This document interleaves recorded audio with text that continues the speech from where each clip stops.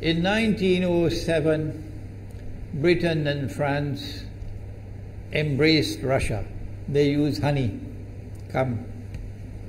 in a triple alliance, Britain, France and Russia.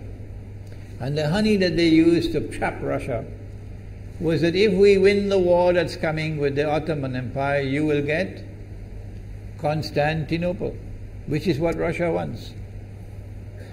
But they promised Russia one thing through the front door, and they took it back through the back door, like what they did to the Arabs.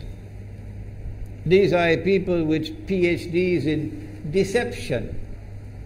If they tell you that the sun is shining, don't believe them.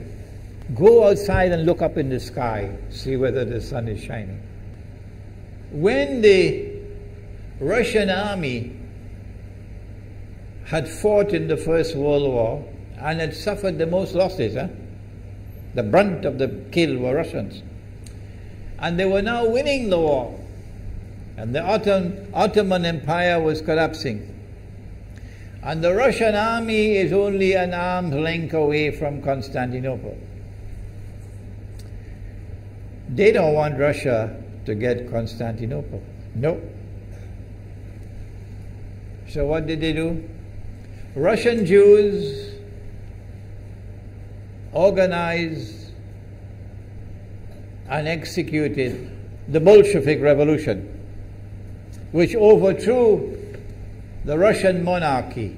They killed the Tsar and the whole family, overthrew the government, and took Russia out of the war. So the Russian army had to stop in its tracks and could not go to Constantinople. In other words, the Russian Jews stabbed Russia in the back. They did more than that. They brought communism. Communism is not Russian.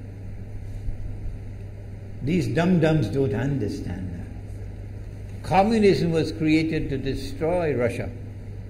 Why don't these dum-dums understand it?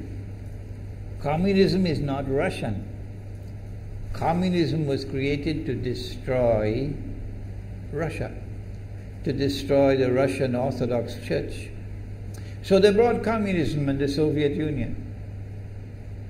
And for the next 60, 70 years, this Zionist created entity called the Soviet Union waged war on religion, waged war on the Russian Orthodox Church, killed the priests, closed down the monasteries and churches and so on. 60, 70 years. And then, when the appropriate time came and Israel came into being, it is this same Soviet Union which opened the doors for millions of Russian Jews to now migrate to Israel. If you go to Israel today, you might believe you're in Russia. So many people speaking Russian. These are the Russian Jews. And then the Soviet Union, 6 years after Israel came into being, did something strange and mysterious. Crimea is Russian territory. Crimea is a part of Russia. The Soviet Union decided to give Crimea as a gift to Ukraine. Why did they do that? The historians don't tell you. So let Imran tell you. They gave Crimea to Ukraine in order to stab Russia in the back one more time. Because if Russia loses Crimea, it will enhance Israel's security. The Russian Navy is based in Crimea, and there's a straight line from Crimea to Constantinople. To get out of the Black Sea and to get into the Mediterranean Sea, you got to pass through the Bosphorus.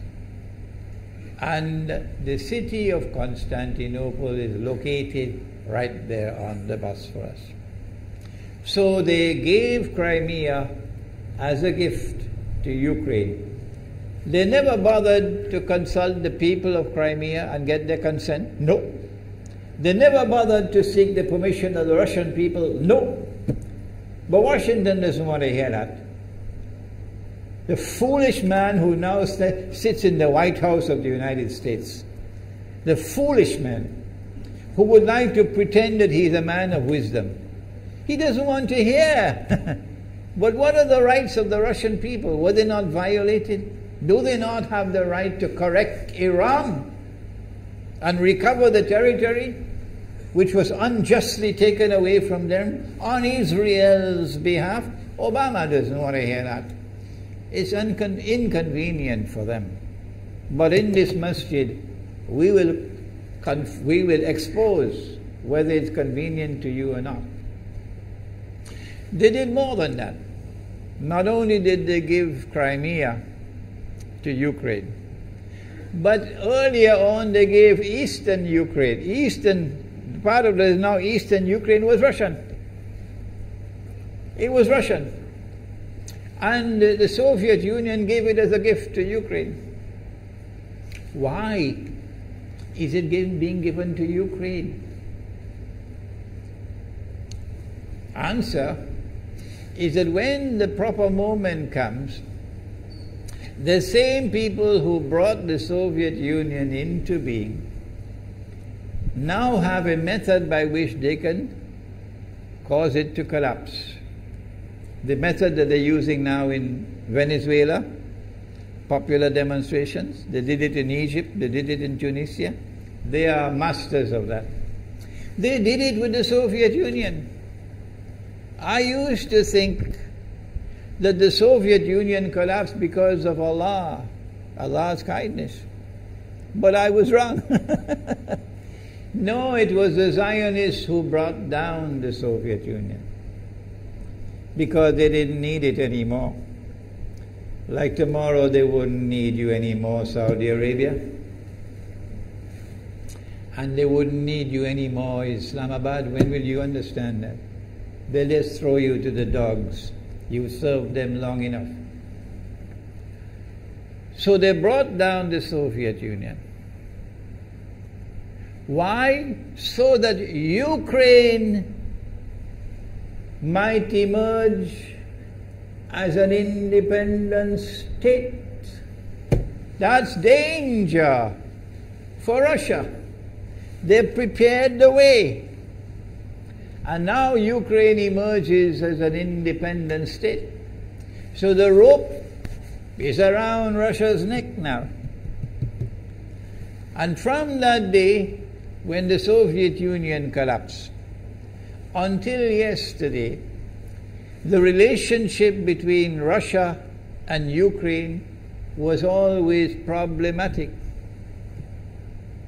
But the people of Ukraine still had the good sense and wisdom to appoint a government that was pro-Russian.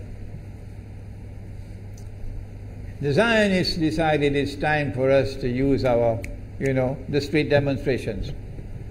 And last October, November, December, the world witnessed Caracas all over again. And eventually, the Zionists got what they wanted. You have the money, and you can send in your special people, snipers who will kill, and so on, throw petrol bombs and so on. And eventually they got what they wanted. They created enough havoc. May Allah protect Malaysia from that. Ameen. Ameen. And the president of Ukraine fled. He's a democratically elected according to your method, Mr. Obama, according to your system. He's a legally elected president of Ukraine. And he had to flee. And these hypocrites in Washington and London and Paris who would like us to believe that they are honorable men. They are not.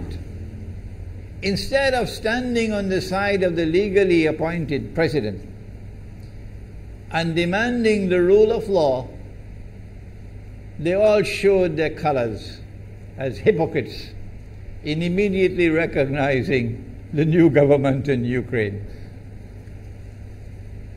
The new government in Ukraine is anti-Russian. That's what they wanted. That's why they brought down the Soviet Union, to bring in a Ukraine into being as independent state, and then to eventually get an anti-Russian government in Ukraine. If by Allah's kindness Putin had not intervened and been so spectacularly successful, this is what the plan would have been. The new government in Ukraine would have joined NATO, and Russia could not stop it. And when the new government in Ukraine joined NATO, NATO will then send its armed forces into Ukraine.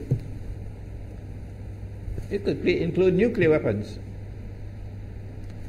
Then Ukraine will pick a fight with Russia and decide that Russia must now vacate Crimea. Shut down your naval base. The rope is now tightened around your neck.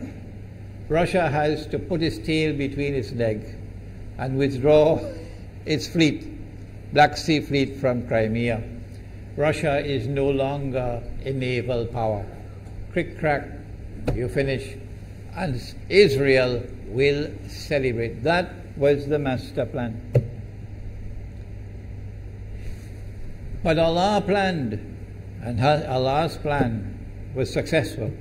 And it is time for the Muslim world to recognize and to see, I cannot influence governments, so what can I do? Don't bother, you waste your time with governments. But the people can understand that this was Allah's plan. They planned, the enemy planned for so long, and at the last moment Allah intervened. And Putin was able to get the people of Crimea to vote in a referendum. And they voted 90-something% in favor of returning to Russia. They were a part of Russia, and they want to return to Russia. So Putin was successful in delivering to the Zionist movement the first defeat it has ever suffered, significant defeat, in the more than 100 years since the Zionist movement was established. If that is not a sign from Allah, it's time for you to wake up.